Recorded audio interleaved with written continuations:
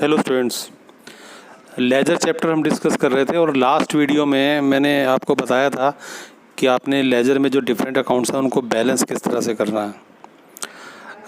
देखिए students, actually जब हम अकाउंट्स को बैलेंस करते हैं तो जैसे लास्ट वीडियो में हमने डिस्कस भी किया था कि दोनों साइड्स को बैलेंस करना मतलब दोनों साइड को सेम करना। जिस भी अकाउंट की जो साइड कम होती है वहाँ एक अमाउंट पड़ता है जितने से वो कम होती है, और वो अमाउंट डालने के बाद दोनों साइड उस अकाउंट की सेम हो जाती हैं। तो वो जो अमाउंट दोनों साइड्स को बैलेंस करने के लिए, बराबर करने के लिए पड़ा है, वो उस अकाउंट का बैलेंस होता है। तो अगर वो अमाउंट डेबिट साइड में पड़ रहा है तो उसके आगे हम लिखते हैं टू बैलेंस CD, और जनरली मंथ की लास्ट डेट या ईयर के लास्ट में हम उसको बैलेंस करते हैं तो वो डेट डाल दी जाती है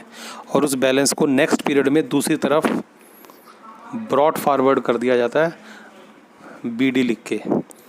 तो अगर डेबिट में पड़ रहा है बैलेंस तो वो टू बैलेंस CD होता है, और जब नेक्स्ट दूसरी साइड में जाता है तो वो बाय बैलेंस BD हो जाता है। इसी तरह अगर किसी अकाउंट की डेबिट साइड ज़्यादा है, क्रेडिट कम है, तो वो अमाउंट डिफरेंस का वो क्रेडिट साइड में पड़ेगा, हम लिखेंगे बाय बैलेंस CD,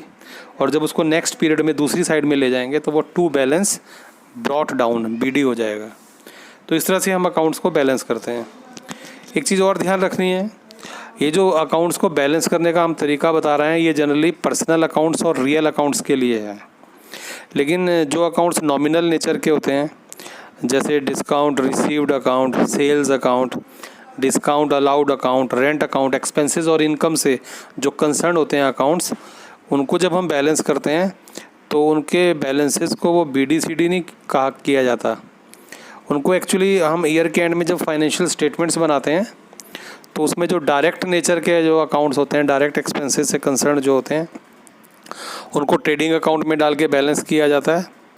या जो गुड्स से रिलेटेड अकाउंट्स होते हैं उनको ट्रेडिंग अकाउंट के थ्रू बैलेंस किया जाता है, और जो अकाउंट्स इनडायरेक्ट एक्सपेंसेस होते हैं या इनकम से कंसर्न होते हैं वो प्रॉफिट एंड लॉस अकाउंट के थ्रू बैलेंस होते हैं। अब ये trading account, profit and loss account क्या है, इनके थ्रू ये क्यों बैलेंस होते हैं, एक्चुअली ये चीज़ हमें समझ आएगी जब हम फाइनेंशियल स्टेटमेंट्स का चैप्टर करेंगे। अभी के लिए आपने ये समझ लेना है कि चाहे कोई भी अकाउंट हो, चाहे वो पर्सनल नेचर का हो, चाहे रियल नेचर का हो, चाहे वो नॉमिनल नेचर का हो, कोई भी अकाउंट हो लेजर में, हमें उसको एक ही पैटर्न में बैलेंस करना है। यानी जो साइड कम होगी हमने उधर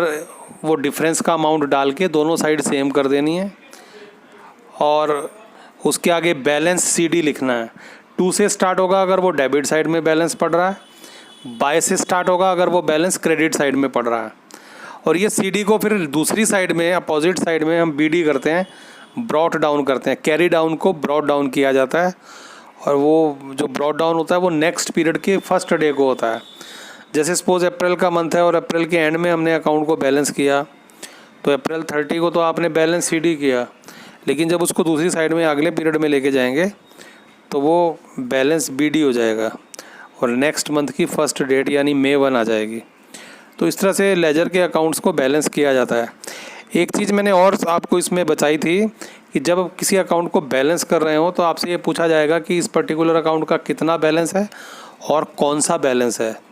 ध्यान रखना, जिन अकाउंट्स की डेबिट साइड ज़्यादा होती है,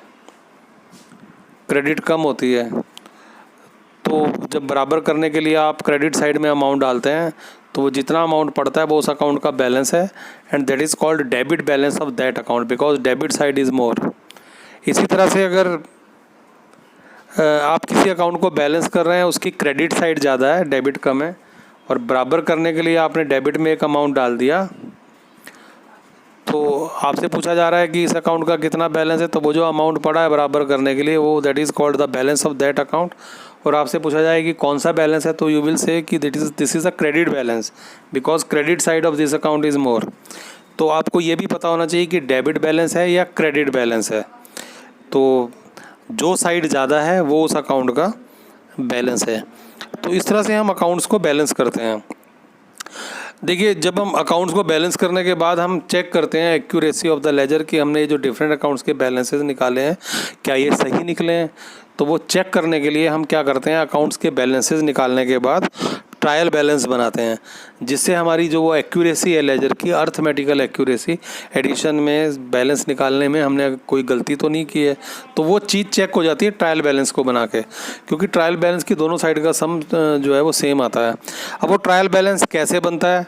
वो हम नेक्स्ट वीडियो में डिस्कस करेंगे। अभी के लिए आपने क्या करना है, डिफरेंट जो जर्नल में अकाउंट्स आए हैं उनकी लेजर में पोस्टिंग करनी है।